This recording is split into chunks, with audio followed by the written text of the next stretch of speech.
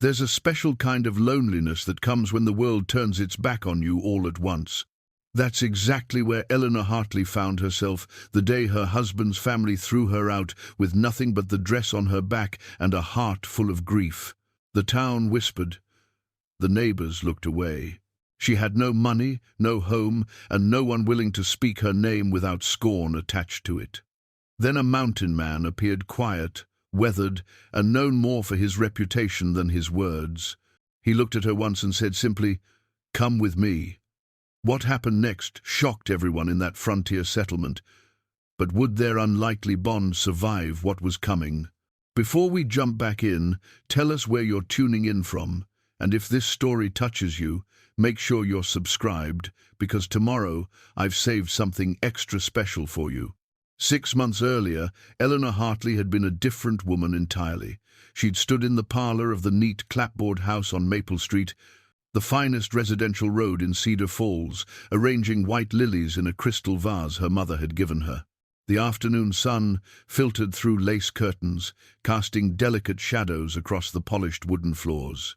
Her husband, Thomas, would be home soon from his mercantile, and she'd prepared his favorite meal, roasted chicken with herbs from her garden, fresh bread still warm from the oven, apple pie cooling on the windowsill. Life had been predictable then, comfortable. Thomas Hartley was 15 years her senior, an established merchant who'd courted her properly after her father died, leaving her alone at 23 with few prospects. Thomas had been kind in those early days, attentive in his reserved way. He'd promised her security, respectability, a place in Cedar Falls society. And for 3 years, he'd delivered on those promises. But something had changed in that final year. Thomas grew distant, distracted. He spent longer hours at the mercantile, came home with whiskey on his breath and worry lines etched deep around his eyes. When Eleanor asked what troubled him, he'd pat her hand dismissively and retreat to his study. The warmth between them cooled to polite cohabitation. She told herself all marriages went through such phases, that affection would return once whatever business concerns plagued him were resolved. Then came the fever. It struck fast and merciless that October, the way sickness often did on the frontier. Thomas took to bed on a Monday, burning hot to the touch, his breath rattling in his chest. Eleanor nursed him desperately, applying cool compresses, spooning broth between his cracked lips, praying to a god she hoped was listening. By Thursday, Thomas Hartley was gone, and Eleanor was a widow at 26. The funeral was well attended. Thomas had been prominent in Cedar Falls, after all. Eleanor stood at the graveside in her black mourning dress, numb with grief and shock, accepting condolences from neighbors and business associates. She barely registered their words, their sympathetic touches. The world had taken on a strange, muted quality, as if she were moving through deep water. Thomas's brother Victor arrived from Denver the day after the funeral. Eleanor had met him only once before, at her wedding. He was a harder version of Thomas, sharper features, colder eyes, a mouth that seemed permanently set in judgment. His wife, Constance, accompanied him, a woman whose expensive dress and elaborate hat spoke of wealth and status. She looked at Eleanor's simple home with barely concealed disdain. "We need to discuss Thomas's affairs," Victor announced, settling himself in Thomas's favorite chair without invitation. He pulled a worn ledger from his leather satchel and laid it on the table between them, like evidence at a trial. Eleanor's hands trembled as she poured tea, confused by the severity in his tone. "Of course, the lawyer said we'd settle the estate once. There is no estate," Victor interrupted. "Thomas died in significant debt. This ledger shows everything." He opened the book, revealing pages of figures in Thomas's handwriting. Gambling debts primarily, bad investments, money borrowed and never repaid. The words didn't make sense. Eleanor stared at the numbers swimming before her eyes.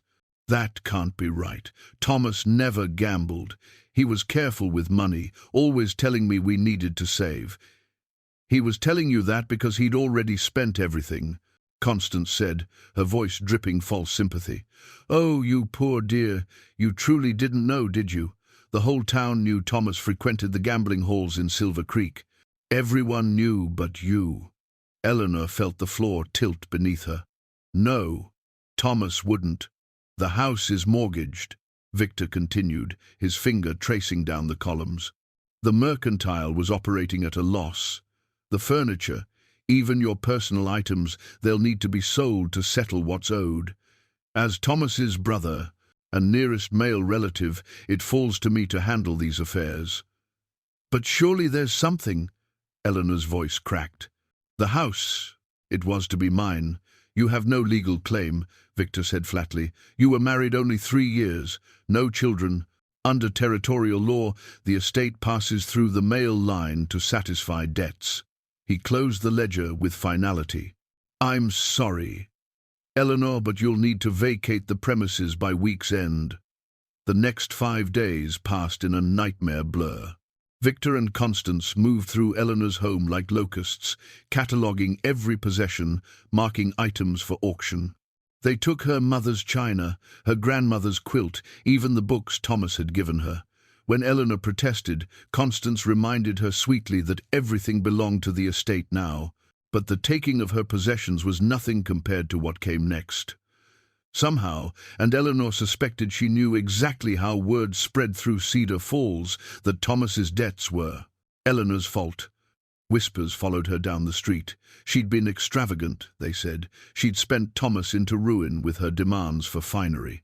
Some went further, suggesting she'd driven her husband to drink and gambling with her cold ways, her sharp tongue.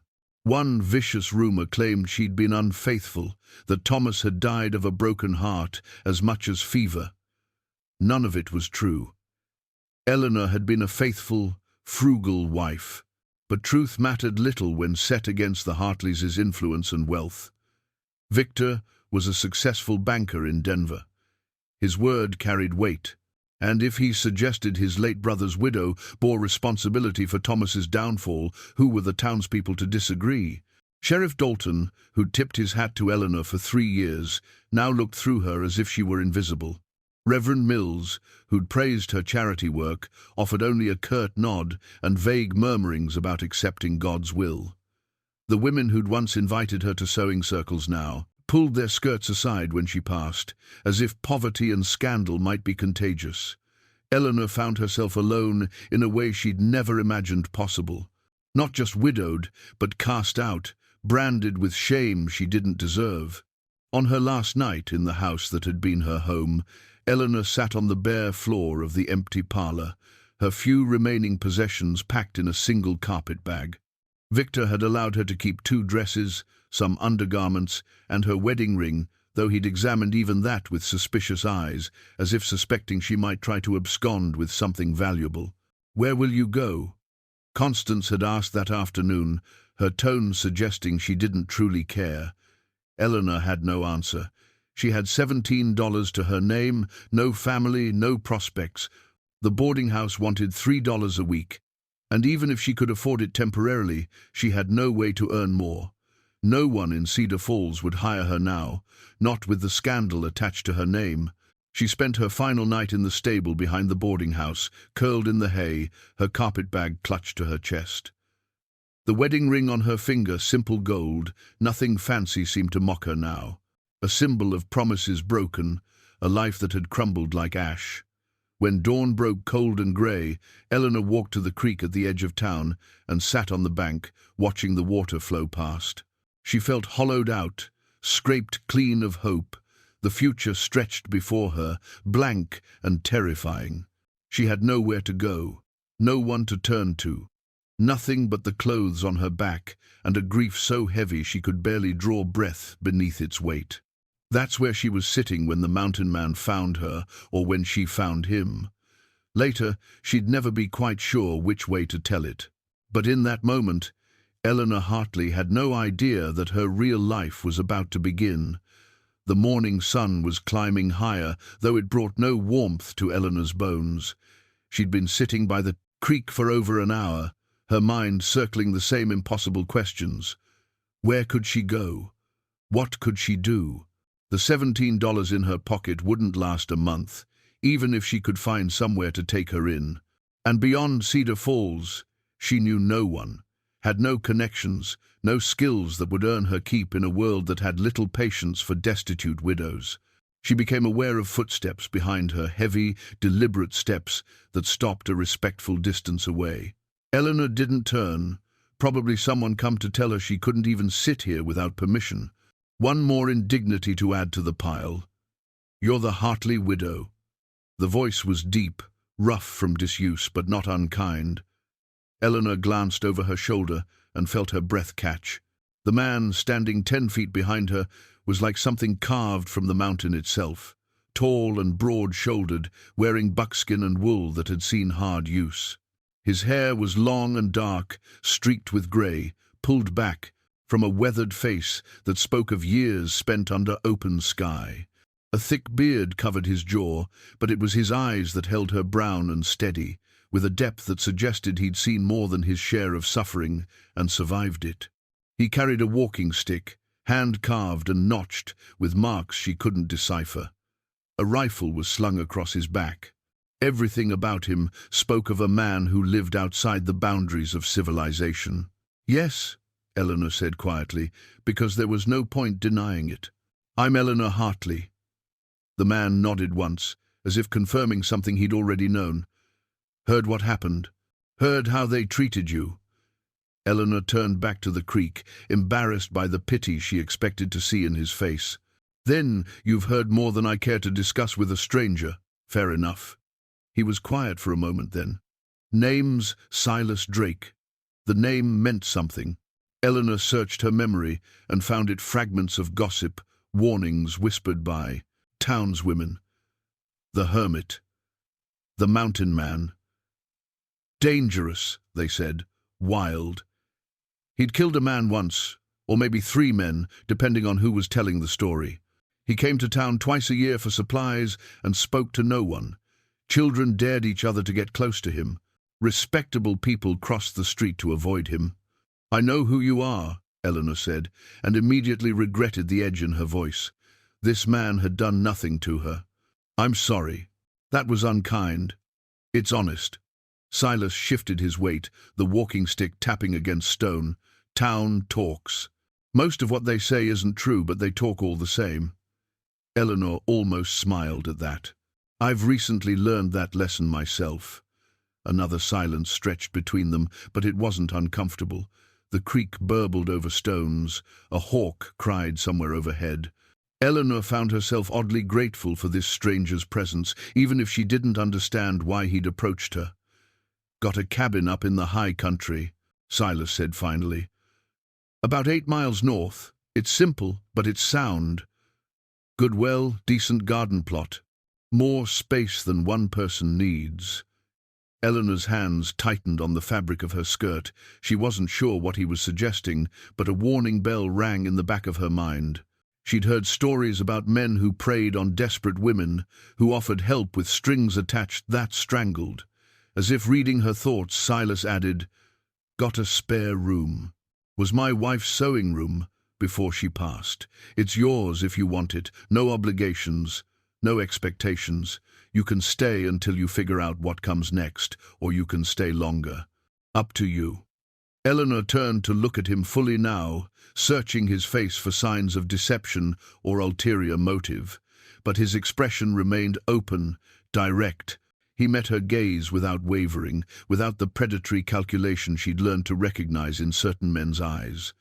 "Why would you offer that to someone you don't know?" Silas was quiet for a moment, considering. "Because 7 years ago I was where you are now. Not the same circumstances, but the same place inside." He gestured vaguely to his chest. "Somebody showed me a kindness when I had nothing left. Didn't save me exactly, but gave me space to figure out how to save myself. Figure I can do the same. I have very little money," Eleanor said, hating how small her voice sounded. "I couldn't pay you proper rent." "Don't want your money." Silas adjusted his rifle strap. "Could use help with preserving the harvest, mending, that sort of thing, if you're inclined. But that's just sharing the work, not payment." You'd be doing me a favor, truth be told. Place has gotten away from me since Sarah died. Sarah, his wife. Eleanor felt something loosen in her chest. At that detail, this man understood loss, understood grief. He wasn't offering charity from a position of comfort, but extending his hand from his own hard-won survival. Before she could respond, the sound of horses drew both their attentions toward town. 3 riders were approaching at an unhurried pace. Even from a distance, Eleanor recognized the lead horse, a bay gelding that belonged to Victor Hartley. Her stomach clenched.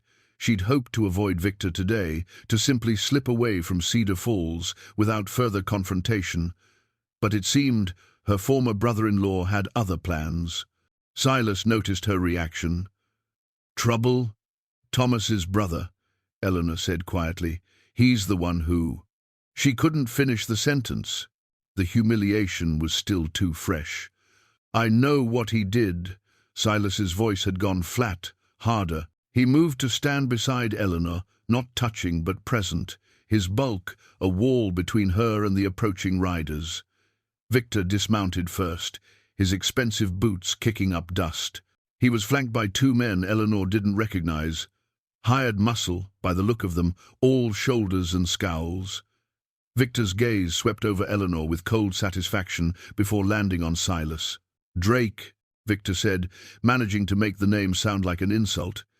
"Didn't expect to find you down from your hole in the rocks." Silas said nothing, just watched with those steady eyes. Victor turned his attention back to Eleanor. "I heard you were still lingering around town. That needs to stop. You've already caused enough talk, enough damage to the Hartley name. I want you gone by sundown. If you're still here tomorrow, I'll have the sheriff escort you to the county line." Eleanor felt heat rise in her cheeks, shame mixing with anger.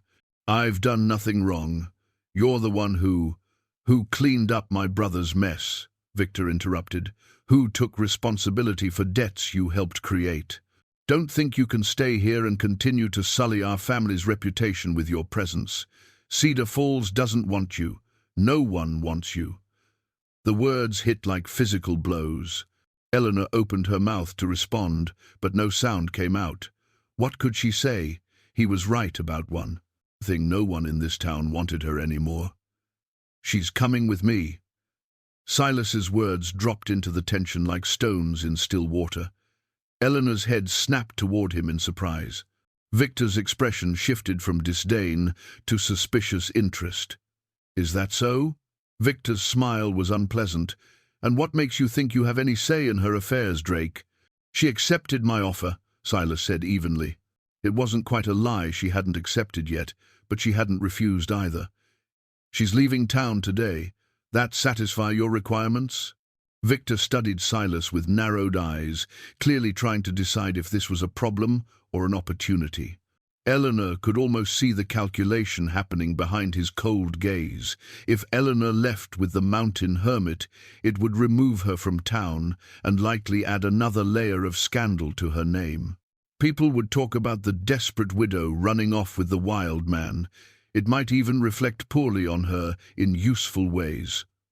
"Fine," Victor said finally. "Take her. But know this, Drake, if she comes back here causing trouble, making accusations, I'll hold you responsible as well." He remounted his horse, his companions following suit. "And Eleanor? Don't think distance will protect you if you decide to spread lies about my brother or my family. We have long reach and longer memories."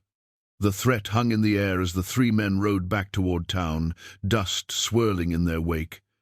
Eleanor stood frozen, her heart hammering. She'd just been bartered away like property, dismissed like garbage. The humiliation should have been complete. But somehow, with Silas standing solid and unmoved beside her, she felt something else stirring beneath the shame, a tiny spark of defiance. "I'm sorry," Silas said quietly. "Shouldn't have spoken for you like that."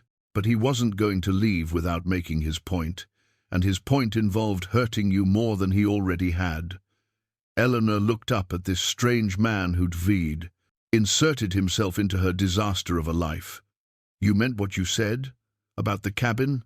"Every word. You don't know me. For all you know, the things they say about me might be true." Silas shook his head slowly. "Woman who'd done half what they claim wouldn't be sitting by a creek looking like the world ended. She'd be plotting her next move, working her next angle. You're not that. You're just someone who got dealt a bad hand and is trying to figure out how to keep breathing." The observation was so accurate, so simply stated, that Eleanor felt tears prick her eyes. She blinked them back furiously. She'd cried enough these past weeks. "I don't know what else to do," she admitted. "I have nowhere to go." "Then come with me," Silas said, echoing the words he'd spoken earlier. He extended his hand, calloused, scarred, but steady. "Won't promise it'll be easy. Mountain living is hard work. But it's honest, and it's quiet, and nobody there cares about town gossip." Eleanor looked at his outstretched hand for a long moment. Every rule she'd ever learned about propriety screamed that this was madness. A widow didn't go off alone with a strange man, especially not one with Silas Drake's reputation. She'd be ruined completely, condemned beyond redemption. But then, wasn't she ruined already? What more did she have to lose? And something in Silas's eyes, something bone-deep and true, told her she'd be safe with him. Safer than she'd been in that town that had turned on her so completely. Eleanor reached out and placed her hand in his. His grip was warm, careful not to squeeze too hard. "All right," she said, her voice stronger than she'd expected. "I'll come with you." Silas nodded once, released her hand, and picked up her carpet bag from where it sat on the ground. "It's a good walk. We'll take it slow." As they started north, away from Cedar Falls and toward the mountains rising in the distance, Eleanor didn't look back. There was nothing behind her worth seeing anymore.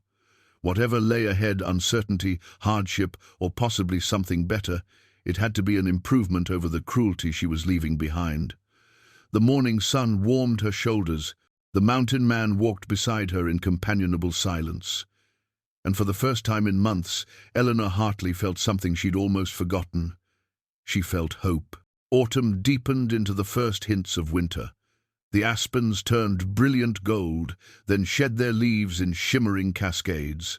Frost came most mornings now, painting the world silver until the sun burned it away. The air carried a sharp, clean cold that promised snow before long. Eleanor worked on Sarah's quilt in the evenings, her needle moving steadily through the fabric by lamplight. The work was meditative, each stitch a small act of creation and continuation.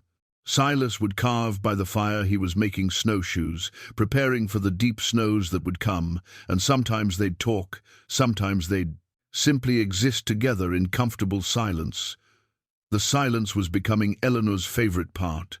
She'd spent so many years making conversation, maintaining appearances, filling every moment with the proper words and gestures expected of a merchant's wife.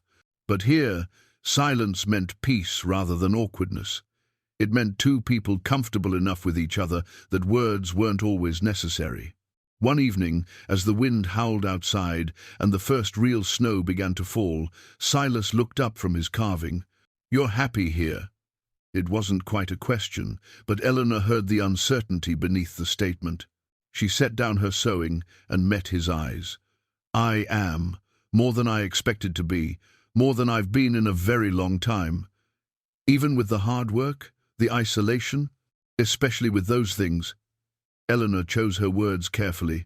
"In Cedar Falls, I was isolated in the middle of a crowd. Everyone watching, everyone judging, but no one truly seeing me. Here, the work is hard, but it's honest. And the isolation," she paused, searching for the right way to explain. "It doesn't feel like isolation. It feels like peace." Silas nodded slowly. "I know what you mean. Town made me feel more alone than the mountains ever did." "Can I ask you something?" Eleanor picked up her sewing again, needing something to do with her hands. "Were you always solitary, or did grief make you that way?" "Little of both, I suppose." Silas ran his thumb along the edge of his carving, testing the smoothness. "I was never one for crowds or parties. Sarah used to tease me about it, said I'd rather survey an empty mountain than attend a dance, but I wasn't a hermit either. I had friends, colleagues. I could move through society well enough when needed. What changed? After Sarah died, people wanted me to grieve in a particular way. They had expectations about how long I should mourn, when I should be ready to move on, whether I should remarry. Every conversation felt like a judgment of whether I was healing properly. His hands stilled on the wood. Up here, I could grieve however I needed to, could talk to her out loud if I wanted, could break down without witnesses, could take as long as I needed to figure out how to keep breathing. 7 years later, I'm still figuring it out. Do you talk to her still, Sarah? Silas considered the question. Sometimes, not as much as I used to.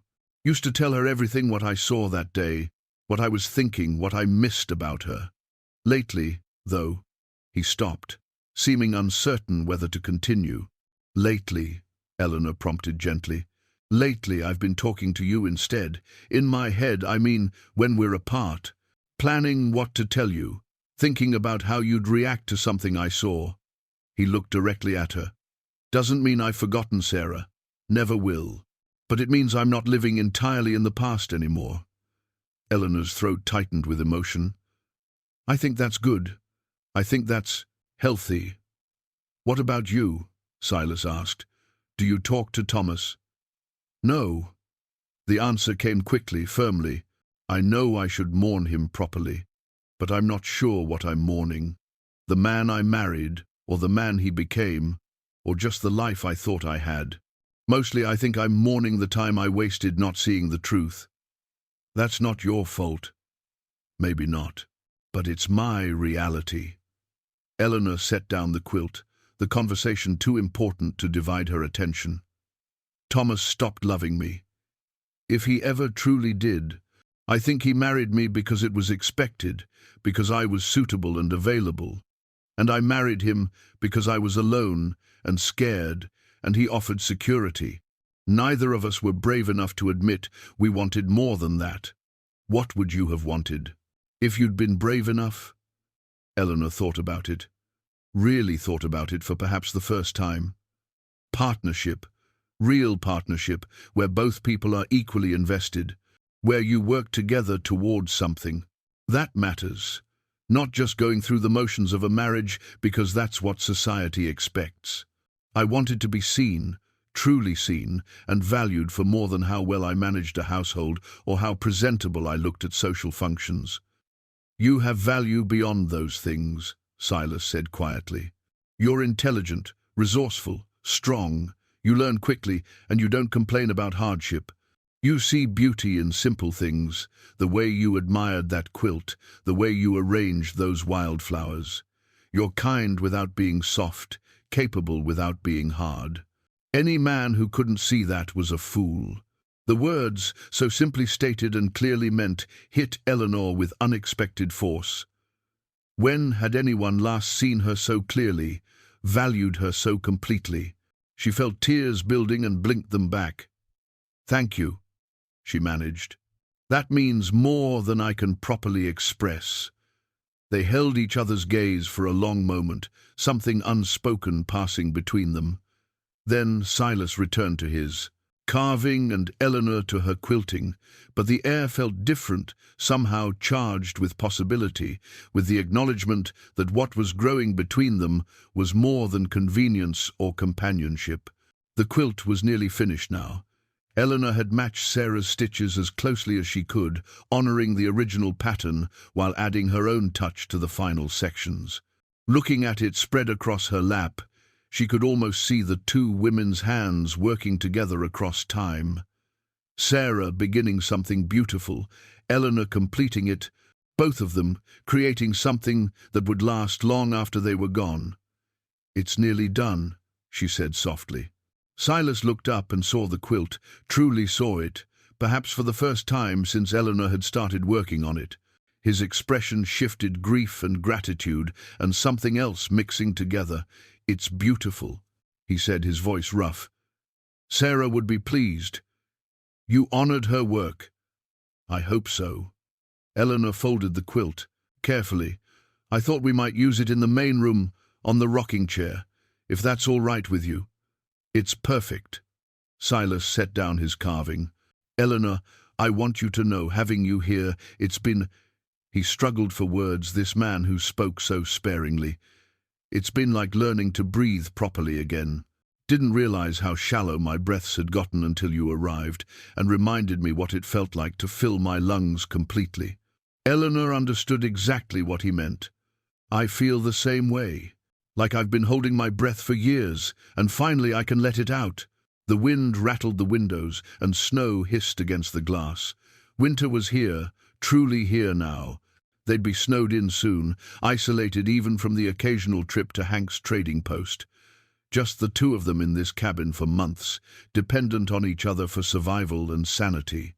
Eleanor should have been terrified. Instead, she felt a quiet certainty settling in her chest. This was where she belonged. With this man, in this place, building this life that bore no resemblance to what she'd planned, but felt more right than anything she'd ever known. The next morning, Eleanor finished the quilt. She tied off the final stitch, trimmed the thread, and spread it out to examine her work. The pattern was complete now, stars within stars, blue and cream, each piece connecting to create something greater than the sum of its parts.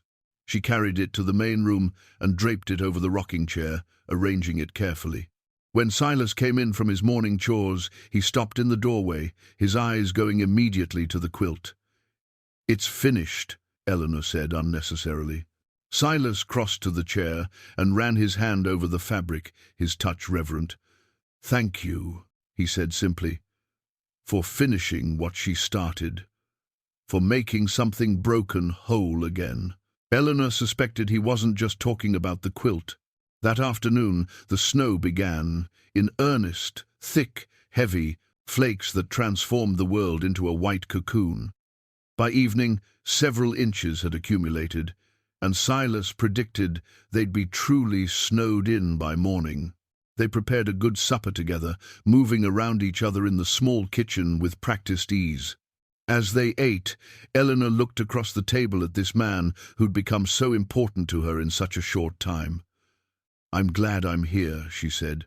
"Glad we'll be spending the winter together. I wanted you to know that." Silas smiled a real smile, warm and genuine. "I'm glad too. Can't imagine facing another winter alone. Can't imagine this cabin without you in it anymore." The words hung in the air between them, heavy with implication and promise. Neither of them was quite ready to name what was happening, to put words to the feelings growing deeper with each passing day. But both of them knew. Both of them felt it. Outside, the snow fell steadily, sealing them into their mountain sanctuary. Inside, the fire burned warm and the lamplight glowed soft, and two wounded people began to understand that healing didn't mean forgetting the past. It meant being brave enough to build a future anyway. Together, winter settled over the mountains like a benediction. Snow piled high against the cabin walls, transforming the world into endless white, broken only by the dark spires of pines. Silas and Eleanor fell into a rhythm shaped by survival and strengthened by companionship. Tending animals, managing supplies, keeping the fire burning, and filling the long evenings with conversation, handiwork, and the comfortable silence of two people who no longer needed to fill every moment with words. Eleanor had never been happier. The realization came to her one morning as she stood by the window, watching Silas clear a path to the barn through fresh snow. She was isolated from everything she'd once known, working harder than she'd ever worked, living in conditions Thomas would have considered primitive. And yet her heart felt lighter than it had in years. She loved him. The knowledge had been growing for weeks, but that morning it crystallized into certainty. She loved Silas Drake, his quiet strength, his careful kindness, the way he looked at her as if she mattered, the way he made her laugh with his dry observations, the way he listened when she spoke, truly listened, as if her thoughts and feelings had value beyond social pleasantness. She hadn't told him yet. The timing felt delicate. They were both still carrying grief, still navigating the complicated territory between companionship and something deeper. But Eleanor hoped he felt the same way. She saw it in his eyes sometimes, in the careful way he touched her hand when passing her something, in the way he lingered in the doorway of her room to wish her good night. They were building towards something. Eleanor could feel it like the promise of spring beneath winter snow. The stranger arrived on a grey afternoon in late January. Eleanor was inside, kneading bread dough, when she heard Silas's voice from outside, cautious, careful. Then another voice, unfamiliar. She wiped her hands and moved to the window. A man stood in the clearing, snowshoes strapped to his feet, a heavy pack on his back. He was well dressed for travel, expensive furs and quality boots. Behind him, 2 horses stamped and snorted in the cold. Eleanor's stomach clenched with sudden, inexplicable dread. Silas was speaking with the man, his posture tense in a way she'd never seen before. After a moment, he gestured toward the cabin. The stranger followed, and Eleanor quickly stepped back from the window, returning to her bread dough with trembling hands. The door opened, letting in a blast of cold air. "Eleanor," Silas said, his voice carefully neutral. "We have a visitor. This is Mr. Pemberton. He's a lawyer from the territorial capital. Says he's been looking for you." Eleanor turned slowly, her hands still dusty with flour. The stranger, Mr. Pemberton, was perhaps 50, with sharp eyes and a serious expression. He removed his hat and offered a small bow. "Mrs. Hartley, I apologize for the intrusion, and I realize this is highly irregular, but I've been searching for you for nearly 6 weeks now. The matter is urgent." "Urgent?" Eleanor's voice came out steadier than she felt. "I can't imagine what business you'd have with me, Mr. Pemberton. I have nothing left to claim or contest. That's precisely what I need to discuss with you." Pemberton glanced at Silas. "Is there somewhere we might speak privately?" "Anything you need to say to her, you can say in front of me," Silas said firmly. Pemberton hesitated, then nodded. "Very well. Mrs. Hartley, I represent a group of creditors who had business dealings with your late husband, Thomas Hartley. In the course of investigating his estate, we've uncovered some very concerning information." Eleanor felt cold spread through her chest. "What information?" Pemberton reached into his coat and withdrew a document. "This is a marriage certificate, or rather, it purports to be a marriage certificate, dated June 14th, 1869. It bears your name and Thomas Hartley's name and the signature of one Reverend Joshua Blackwood." "Yes," Eleanor said slowly, "that's my marriage certificate. Reverend Blackwood performed the ceremony in Cedar Falls. I'm afraid Reverend Blackwood was not a reverend at all." Pemberton's expression was grave. "He was a con artist named Joshua Black, wanted in 3 territories for various frauds, including performing fake marriages to extract fees. He was never ordained by any church. He had no legal authority to perform marriages." The words didn't make sense at first. Eleanor stared at the document in Pemberton's hand, trying to process what he was saying. "What are you telling me?" "I'm telling you, Mrs. Hartley, that your marriage to Thomas Hartley was never legal. You were never actually married. Joshua Black disappeared 6 months after your ceremony, and investigation has confirmed he was a fraud. Your marriage certificate is worthless." The room seemed to tilt. Eleanor reached out and steadied herself against the table, her mind reeling. "But that's impossible. We lived as husband and wife for 3 years. Everyone acknowledged the marriage. Thomas's family."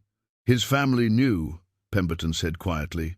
"Or at least, Victor Hartley knew. We have evidence suggesting he discovered the truth shortly after Thomas's death and deliberately concealed it. Why would he do that?" But even as Eleanor asked, she understood. The horror of it settled over her like ice water. Because if you were never legally married, you had no claim whatsoever to Thomas's estate, no matter what territorial law might say about widows' rights. It gave Victor complete control. He could take everything, and you couldn't contest it because you had no legal standing. Pemberton's expression softened with sympathy. What he did to you was unconscionable, Mrs. Hartley. He knew you were legally powerless, and he used that knowledge to strip you of everything and drive you from town. Eleanor couldn't breathe. 3 years of her life, fake. Her marriage, her identity as a wife, her standing in the community, all built on a lie. Thomas had never been her husband. She'd never been married at all. But Thomas didn't know. Her voice sounded distant to her own ears. We don't believe so.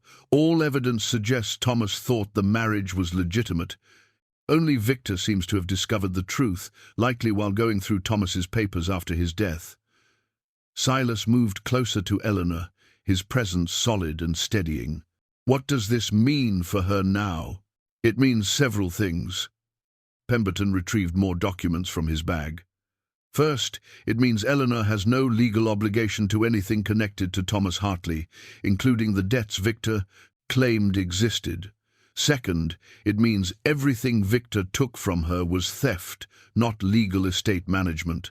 And third, he paused significantly, it means she's entitled to restitution. Restitution? Eleanor's mind was struggling to keep up. My clients are Thomas's actual creditors, people and institutions he genuinely owed money to. Victor's fabricated ledger delayed their claims and allowed him to pocket assets that should have gone to settling legitimate debts. They want justice, Mrs. Hartley. They want Victor Hartley, prosecuted for fraud, and they need your testimony to make that happen. Eleanor sank into a chair, her legs no longer able to support her. You want me to testify against Victor? Yes, there will be a trial in Cedar Falls. If you testify to what Victor did, how he used the false ledger, how he took your possessions, how he spread lies about you, combined with our evidence of the fraudulent marriage certificate and his knowledge of it, we can put him in prison for a considerable time. More importantly, we can recover assets he illegally obtained. And what would I get from this? Eleanor heard the bitterness in her own voice. My reputation is destroyed. I have no possessions to recover. What's the point? The point is justice, Pemberton said firmly. And also this, he placed another document on the table. Thomas kept a separate account that Victor didn't know about, small but legitimate. If you testify and we win the case, that account would be released to you as compensation for what you suffered. It's not a fortune, but it's enough to start over somewhere. To build a real life. Eleanor stared at the papers without seeing them. Her entire existence had just been rewritten. She'd never been Thomas's wife. The shame and scandal she'd carried based on rumors about her conduct as a wife were founded on a relationship that had never legally existed. She'd been driven from town, humiliated, cast out, all because Victor Hartley had exploited a fraud to steal from her. Rage kindled in her chest, hot and purifying. When? She asked quietly. The trial is scheduled for early March. I know that soon, and I know returning to Cedar Falls will be difficult, but Mrs. Hartley, Eleanor, you deserve to clear your name. You deserve to see Victor Hartley face consequences for what he did to you. Eleanor looked up at Silas. His expression was carefully neutral, but she could see the tension in his jaw, the worry in his eyes. He was afraid she'd leave and not come back, afraid that going back to Cedar Falls might mean losing her. She reached out and took his hand, grounding herself in the warmth and calluses of his palm. I need to think about this, she said to Pemberton. It's a lot to process. Of course. I understand. Pemberton began gathering his papers. I've taken a room at Hank Miller's trading post. I can stay there for a few days while you consider. But I do need an answer soon. The trial date is fixed, and the prosecution needs to know if you'll testify. Silas showed Pemberton out, promising to bring Eleanor's answer within 2 days. When he returned, he found her still sitting at the table, staring at nothing. Eleanor. He knelt beside her chair, taking both her hands in his. Talk to me. "I was never married," she whispered. 3 years of my life, and I was never actually married. What does that make me, Silas? What does that make everything I thought I was?"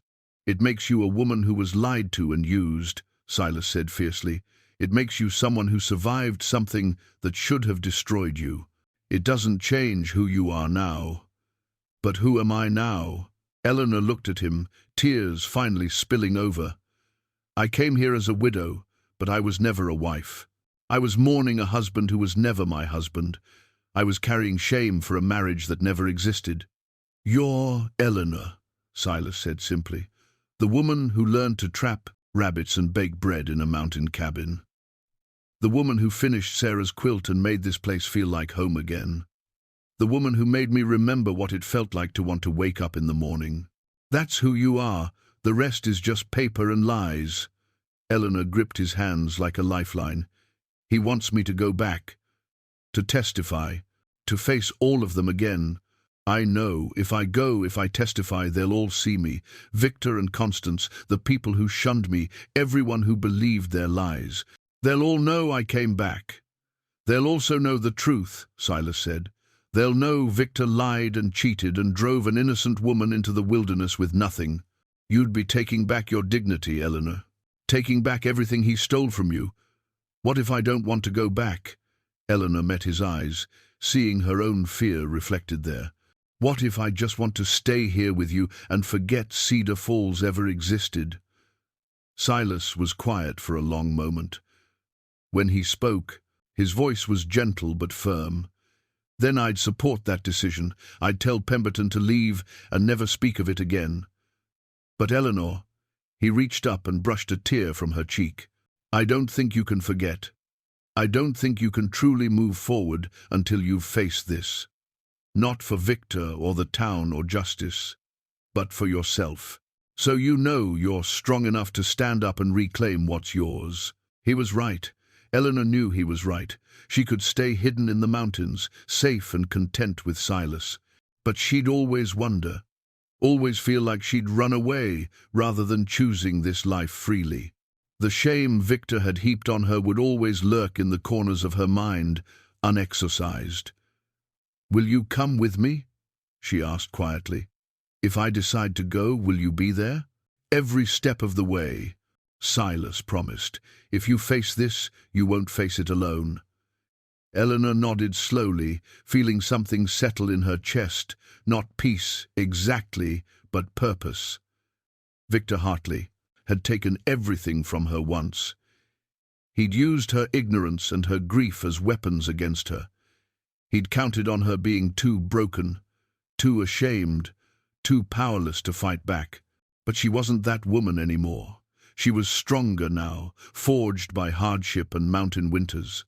She had someone who believed in her, who saw her worth when the whole world had declared her worthless.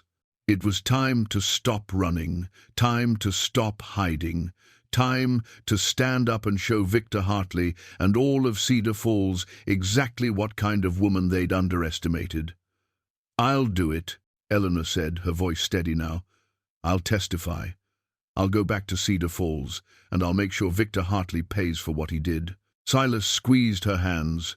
"Then we'll do it together." Outside, the winter wind howled through the pines. But inside the cabin, warmed by fire and resolve, Eleanor felt something she hadn't felt since the day Thomas died. She felt powerful. The next morning, Silas snowshoed down to Hank's Trading Post to deliver Eleanor's decision.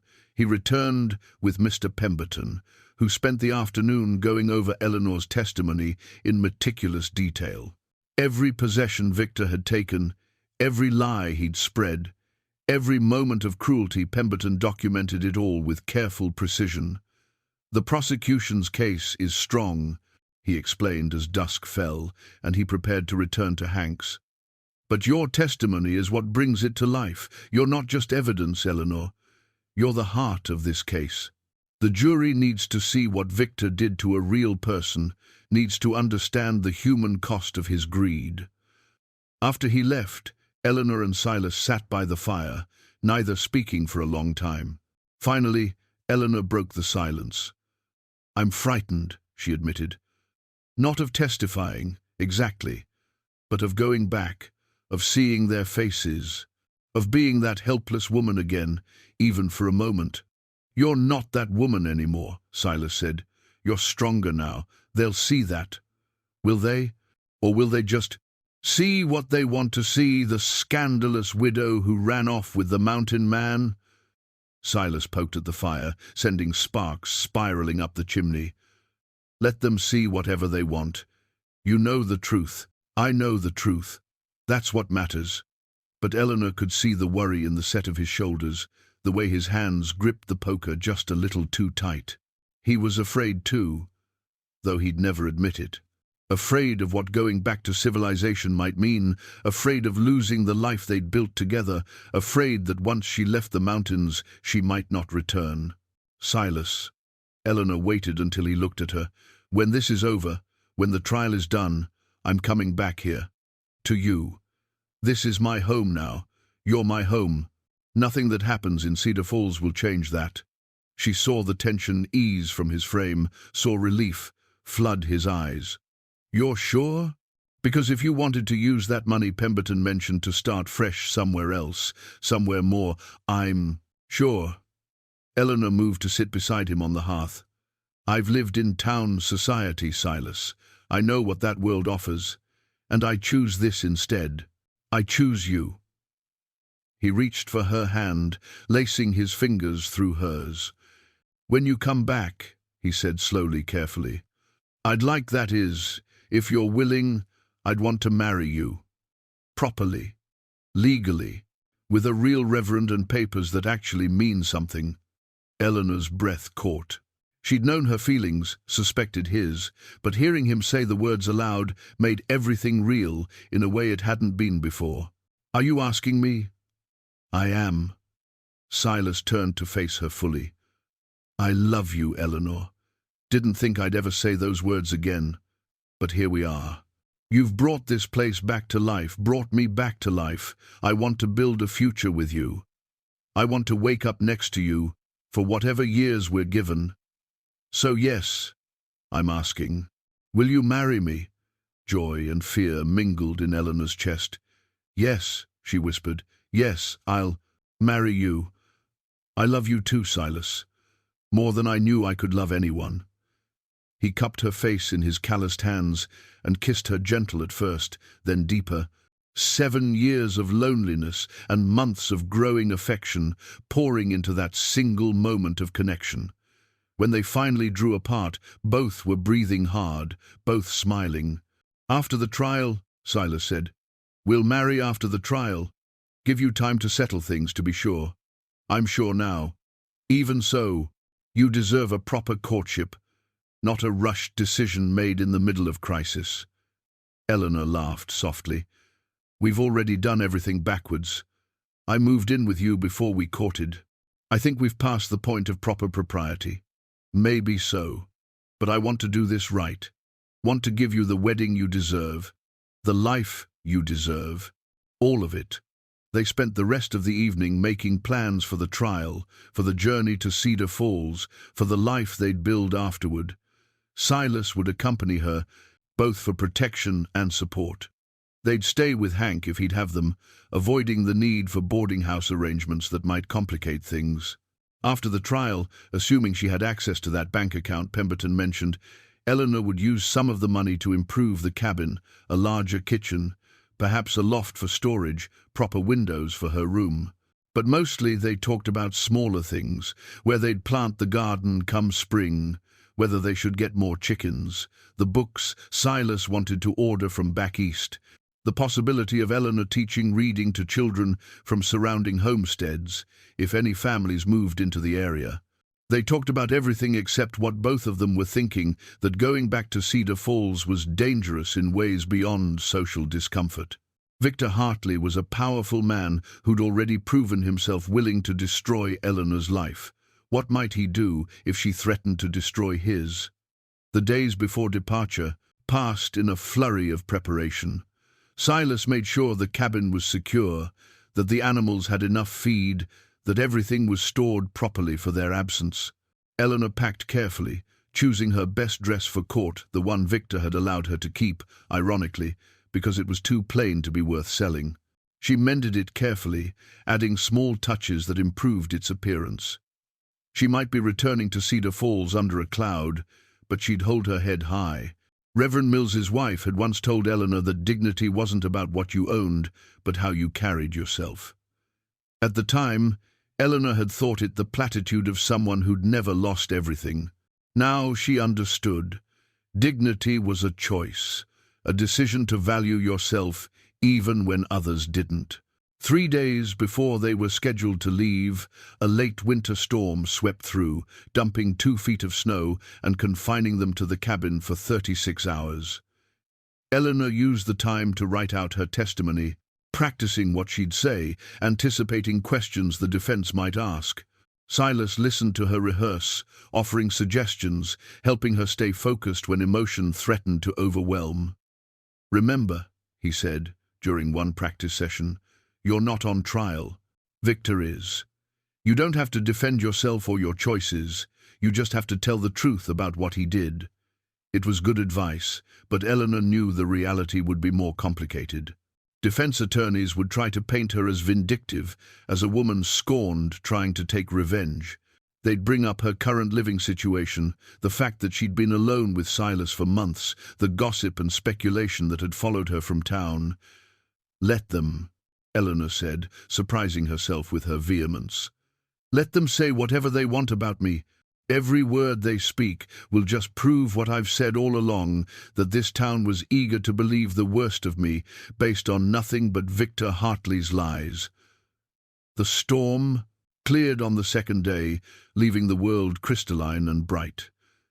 Silas and Eleanor snowshoed out to check on the animals and found everything secure. Standing in the clearing, looking back at the cabin with smoke curling from its chimney, Eleanor felt a fierce surge of possessive love for this place. This was hers. This life, this man, this hard-won peace. And she'd be damned if she'd let Victor Hartley take it from her the way he'd taken everything else. The morning they were scheduled to leave arrived too quickly. Eleanor woke before dawn, her stomach tight with nerves. She dressed carefully, braided her hair, and tried to eat the breakfast Silas prepared. Neither of them had much appetite. Mr. Pemberton arrived as planned, his horses rested and ready. He'd arranged for Eleanor to ride one while he and Silas alternated between riding and leading the pack animal. The journey to Cedar Falls would take 2 full days of hard travel, with one night camped along the trail. As they prepared to depart, Eleanor took a last look around the cabin. The fire was banked, but not extinguished. They'd returned to warmth. Sarah's completed quilt draped the rocking chair. Eleanor's few possessions were neatly arranged in her room. Everything spoke of a life paused, not ended. "Ready?" Silas asked gently. Eleanor nodded, though she wasn't sure she'd ever be truly ready for this. Ready. The journey was grueling. The horses struggled through deep snow, and the cold was bitter despite the sun. They made camp the first night in a sheltered spot Silas knew, building a large fire and huddling close to it while they ate preserved meat and hardtack.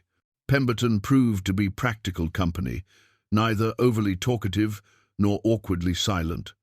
That night, lying in her bedroll with Silas nearby, Eleanor stared up at the stars and thought about what awaited her.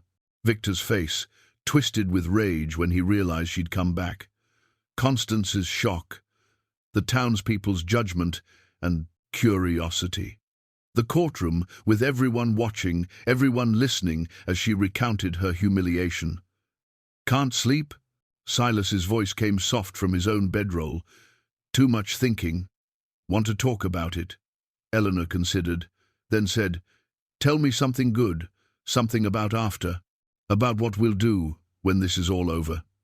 She heard him shift, imagining him turning to face her direction. "Well, first thing, we're getting married. Proper ceremony, with Hank as witness and maybe a few folks from the area. Nothing fancy, but real. What else? We'll plant the garden together. You can teach me those techniques your mother used, the companion planting you mentioned. We'll have the best vegetables in the territory. What else?" Summer evenings on the porch. Maybe I'll teach you to play chess. Found an old set in Hank's store last time I was there. You'd be good at it, the way your mind works. What else? Years and years of this, growing old together, watching, seasons change, building a life that's ours, that nobody can take from us or diminish with lies. His voice dropped lower. That's what I see when I think about after. What do you see? Eleanor smiled in the darkness. The same thing. Exactly the same thing. They fell silent, but it was a comfortable silence now, the kind that held promises rather than worries. Eventually Eleanor drifted into fitful sleep, dreaming of gardens and mountain mornings and a future bright enough to be worth fighting for. They reached the outskirts of Cedar Falls late the following afternoon.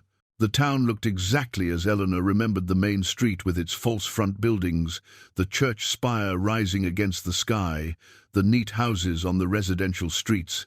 Nothing had changed, and yet everything was different because she was different. Hank greeted them at his trading post with warm hospitality, showing them to two small but clean rooms above his store. Figured you'd want separate accommodations, he said tactfully, at least for appearances during the trial. Thank you, Hank, Eleanor said, for everything. You've been kinder to me than I had any right to expect. Kindness isn't about rights, Mrs. Hartley. It's about recognizing another person's humanity. Hank smiled. Besides, I've known Victor Hartley long enough to have my own suspicions about his character. Be glad to see him get what's coming to him. That evening, Pemberton went over Eleanor's testimony one final time. The trial would begin in 2 days, giving them a day to rest and prepare. The prosecution was confident, Pemberton assured them, but nothing was certain. Victor has good lawyers, he warned. They'll try to tear apart your credibility, to make the jury doubt your motives. You need to stay calm, stay consistent, and above all, tell the truth exactly as it happened. After Pemberton left, Silas walked Eleanor to her room. They stood in the narrow hallway, neither wanting to part. I'll be right here, Silas said. Every moment of that trial, I'll be in the courtroom. You look at me if you need strength. I'll be your rock, Eleanor, however this goes. Eleanor rose on her toes and kissed him softly. I know. That's the only reason I can do this. That night, alone in the unfamiliar room, Eleanor lay awake and thought about the next day. Word would spread that she was back in town. People would talk. Victor would know she'd come to testify against him. Good. Let him know. Let him spend a sleepless night wondering what she'd say, how much she'd reveal, whether his carefully constructed lies would survive the scrutiny of a court. Eleanor Hartley had been broken once. She'd been humiliated, cast out, stripped of everything but her dignity and her determination, but she'd survived, she'd healed. She'd found love and purpose in the last place anyone would have looked. And now she was back, not as a victim begging for mercy, but as a woman demanding justice. Victor Hartley had underestimated her once. He wouldn't make that mistake again. Tomorrow, the real fight would begin. And this time, Eleanor was ready. The prosecution rested after Eleanor's testimony, their case laid out in damning detail. Judge Harrison called for a brief recess before the defense would present their case. Eleanor stepped outside the stuffy meeting hall, gulping fresh air, with Silas close beside her. You did well, he said quietly. Better than well. You were magnificent. Before Eleanor could respond, a figure approached from across the street, Reverend Mills, his expression troubled and uncertain. Mrs. Hartley Eleanor, he said, stopping a respectful distance away. I wonder if I might have a word. Eleanor tensed, but Silas's hand on her back steadied her. What is it, Reverend? Mills looked older than Eleanor remembered, wearier. I wanted to apologize for not standing by you when you needed support, for accepting Victor's version of events without question, for failing in my duty as a man of God to see past reputation and wealth to the truth. He met her eyes. I was wrong, and I'm deeply sorry. The apology unexpected and seemingly genuine, softened something in Eleanor's chest. "Thank you for saying so, Reverend. It takes courage to admit error. Not nearly as much courage as it took you to come back here and face all of us." Mills glanced back at the meeting hall. "Many of us are seeing things clearly now. We should have seen them before. We failed you." After he walked away, several other townspeople approached, some to apologize, some simply to acknowledge Eleanor's strength, some to express shame at how easily they'd believed Victor's lies. Each interaction was brief, but collectively they represented something important, the town's conscience slowly awakening. Not everyone, of course. Eleanor saw plenty of cold stares and disapproving whispers, but enough had changed that she felt the shift from pariah to person, from condemned to complicated. When court resumed, the defense called its witnesses. Victor's lawyers tried to paint him as a devoted brother simply trying to manage a difficult estate. They brought in business associates who testified to his integrity, though none could explain the discrepancies in the financial records. They suggested that Thomas had hidden his gambling from everyone, including Victor, and that any errors in the ledger were honest mistakes. But the evidence was too strong. Every defense argument crumbled under cross-examination. The fraudulent marriage certificate was undeniable. The fabricated ledger was exposed.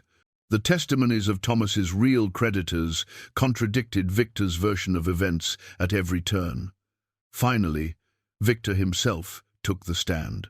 His lawyer led him through a careful narrative. He'd loved his brother, had been shocked by the debts, had acted in what he believed were everyone's best interests.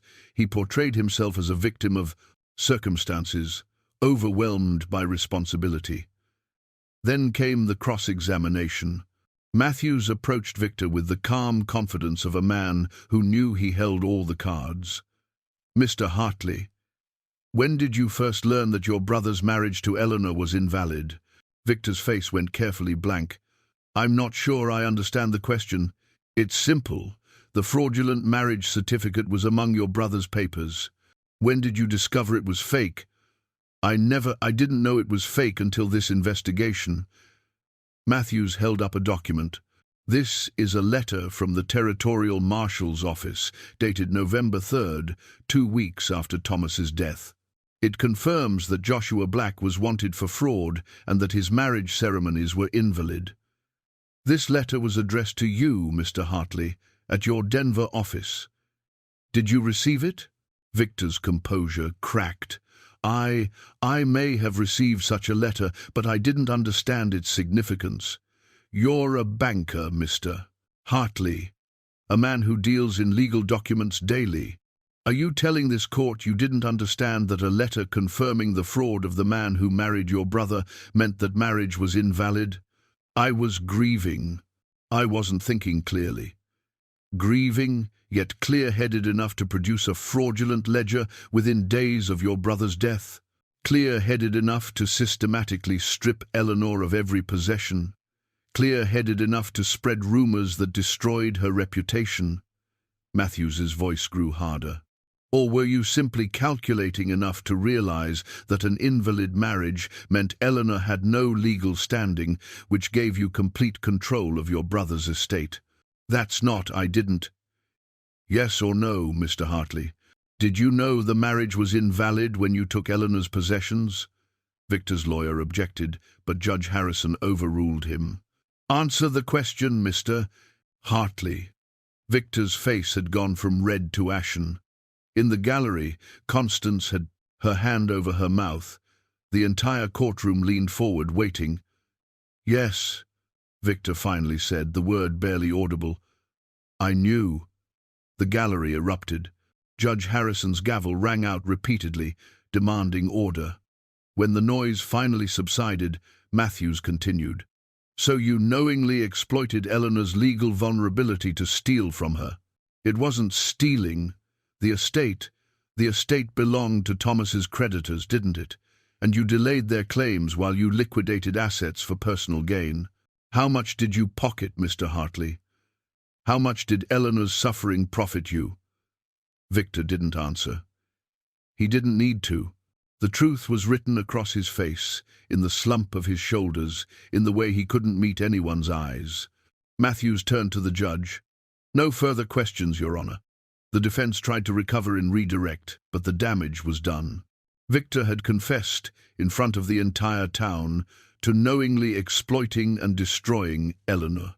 After closing arguments, the prosecution's passionate, the defense's desperate, Judge Harrison instructed the jury.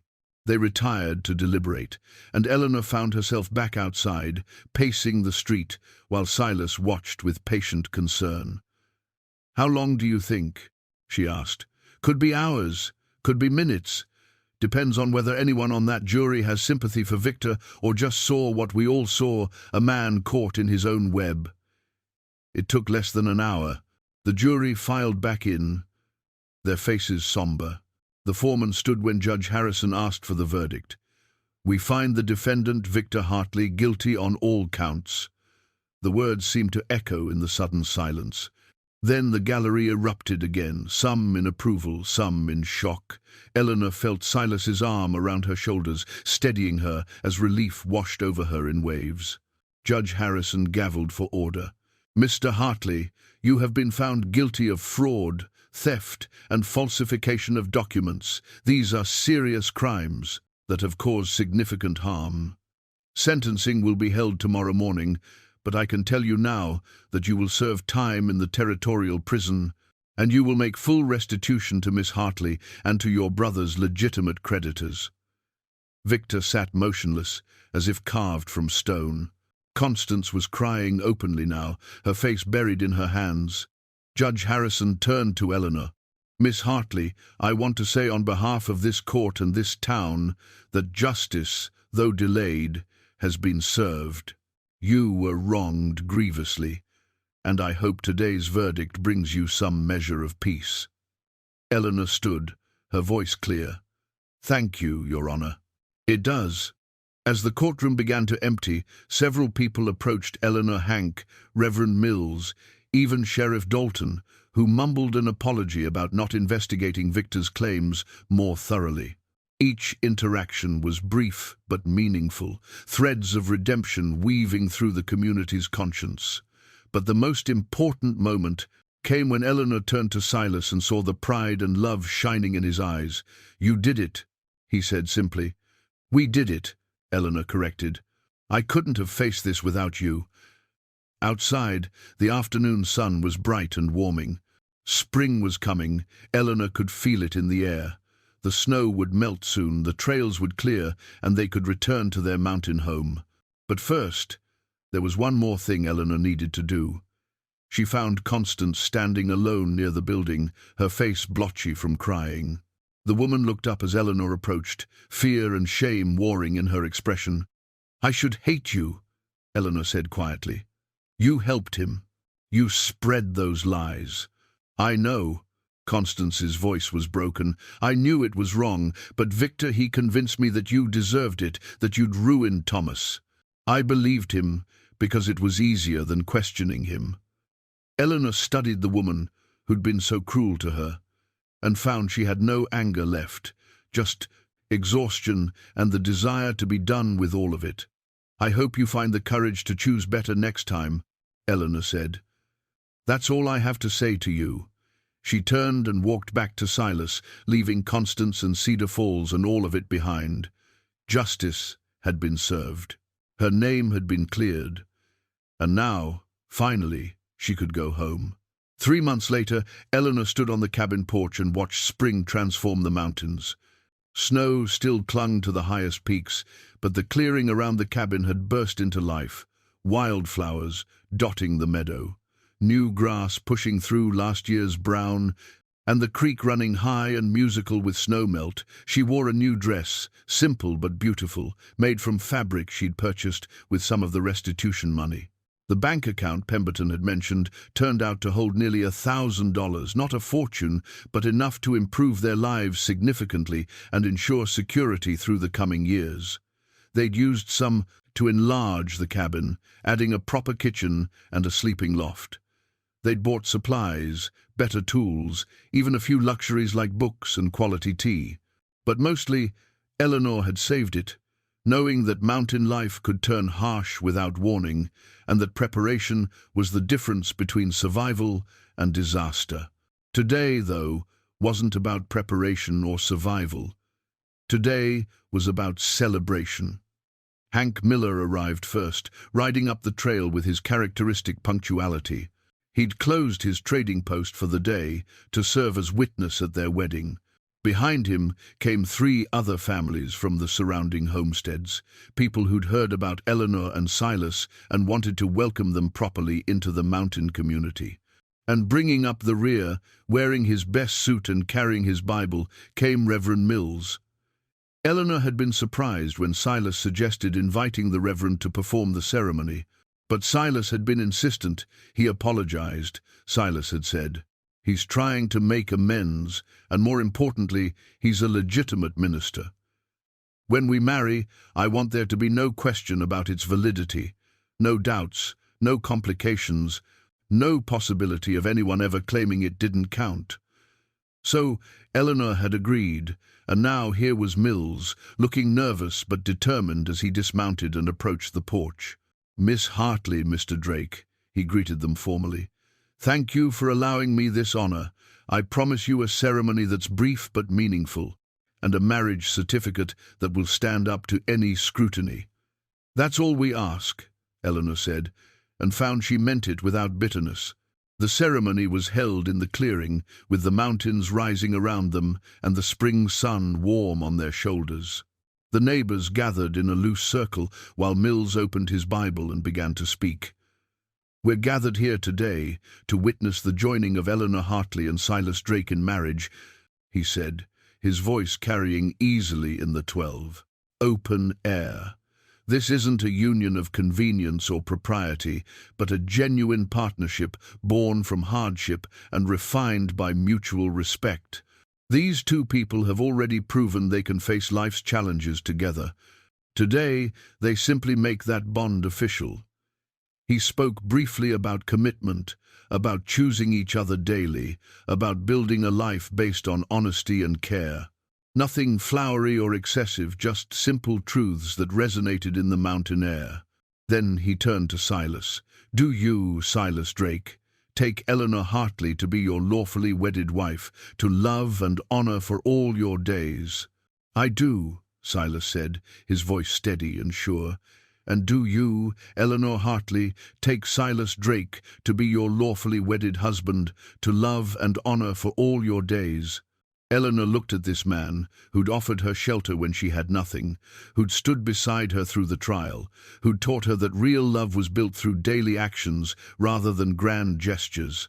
She thought about the life they'd already begun building and the years stretching ahead of them. "I do," she said, her voice clear and certain. "Then, by the authority vested in me by the territory and in the sight of God and these witnesses, I pronounce you husband and wife." Mills smiled. "Silas, you may kiss your bride." Silas cupped Eleanor's face gently in his calloused hands and kissed her a kiss full of promise and affection and the quiet certainty of 2 people who'd found each other against all odds. The small gathering cheered and applauded. Hank produced a fiddle from somewhere, and one of the neighbors had brought a jug of cider. What followed was a simple celebration, music and laughter, food shared among new friends, stories traded and friendships strengthened.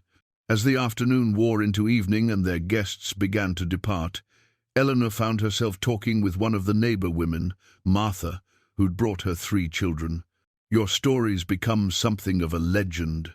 "Around these parts," Martha said with a warm smile, "the widow who survived injustice and found love in the mountains. My girls especially love hearing about it.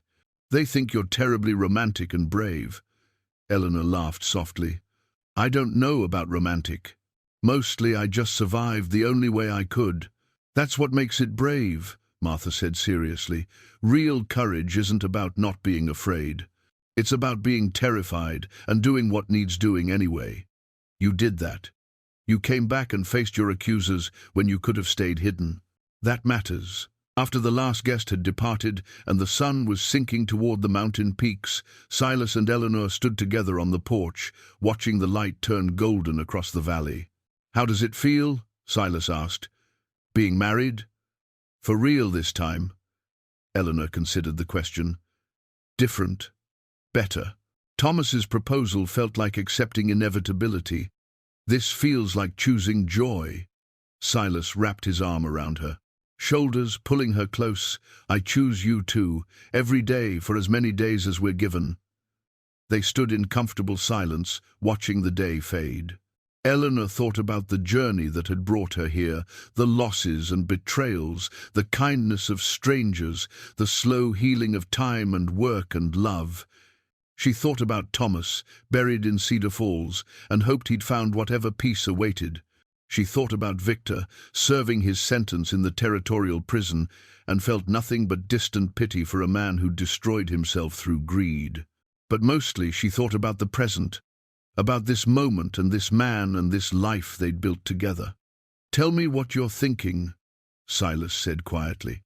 "I'm thinking that the worst thing that ever happened to me led to the best thing that ever happened to me.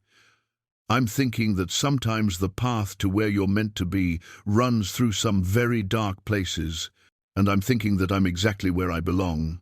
Silas pressed a kiss to her temple. "Me too, on all counts." As night fell over the mountains, they went inside their cabin, their home, and closed the door against the world. The fire burned warm in the hearth. Sarah's completed quilt draped the rocking chair, a bridge between past and future. Eleanor's few possessions mingled with Silas's, creating a space that belonged to both of them equally. Tomorrow would bring work, as all tomorrows did in the mountains. The garden needed planting, repairs needed making, and summer preparations couldn't wait. But tonight was for celebration, for gratitude, for the simple joy of two people who'd found each other when both had given up hope of being found. Eleanor had come to these mountains with nothing but grief and a desperate need for shelter. She'd expected, at best, to survive, to endure until she could figure out what came next. Instead, she'd found something she never expected and hadn't dared to hope for. She'd found home, not just a place, but a person who saw her clearly and loved her completely. She'd found purpose in daily work, peace in mountain silence, and strength she never knew she possessed. Victor Hartley had tried to destroy her. The town of Cedar Falls had turned its back on her. She'd lost everything she thought defined her, and in losing everything, she'd found what actually mattered. Years later, when travelers passed through and asked about the couple living high in the mountains, Hank Miller would tell them the story. About the widow cast out by cruel in-laws, about the mountain man who offered shelter, about a trial that shook Cedar Falls and a love that grew in the most unlikely soil.